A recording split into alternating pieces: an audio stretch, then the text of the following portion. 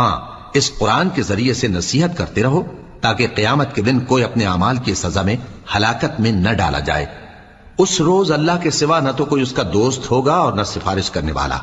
اور اگر وہ ہر چیز جو روئے زمین پر ہے بطور معاوضہ دینا چاہے تو وہ اس سے قبول نہ ہو۔ یہی لوگ ہیں کہ اپنے اعمال کے وبال میں ہلاکت میں ڈالے گئے، سو ان کے لیے پینے کو کھولتا ہوا پانی اور دکھ دینے والا عذاب ہے، اس لیے کہ کفر کرتے تھے۔ کہو کیا ہم اللہ کے سوا ایسی چیز کو پکاریں جو نہ ہمارا بھلا کر سکے نہ برا؟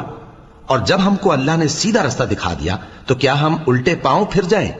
پھر تو ہماری ایسی مثال ہو جیسے کسی کو جنات نے جنگل میں بھلا دیا ہو اور وہ حیران ہو رہا ہو، اور اس کے کچھ رفیق ہوں جو اس کو رستے کی طرف بلائیں کہ ہمارے پاس چلا۔ کہہ دو کہ رستہ تو وہی ہے جو اللہ نے بتایا ہے، اور ہمیں تو یہ حکم ملا ہے کہ ہم اللہ رب العالمین کے فرما بردار بنیں، اور یہ بھی